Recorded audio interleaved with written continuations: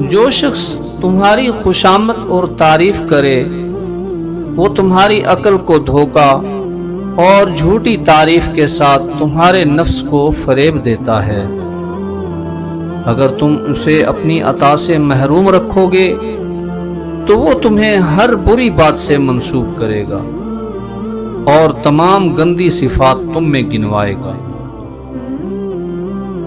اگر تم سنی سنائی باتوں کو بیان کرو گے تو جھوٹے مشہور ہو جاؤ گے، اور جھوٹ سراسر ذلت اور خواری ہے۔ دل میں جھوٹ اور کینہ رکھنا دل کو بیمار اور مردہ کر دیتا ہے۔ گردش حالات میں آدمیوں کے جوہر کھلتے ہیں اور جھوٹی امیدوں کے دھوکے میں عمریں ختم ہو جاتی ہیں۔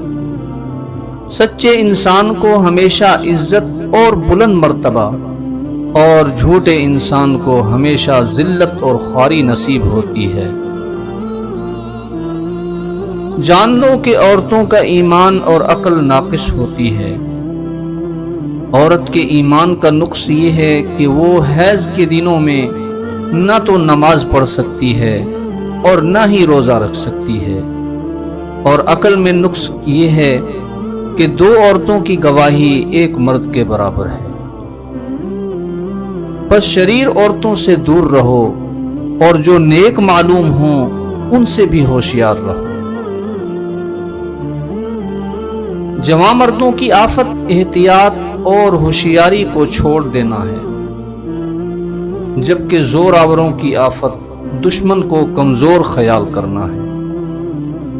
جو شخص کمزور رائے رکھتا ہے اس کے دشمن بھی زیادہ ہوتے ہیں۔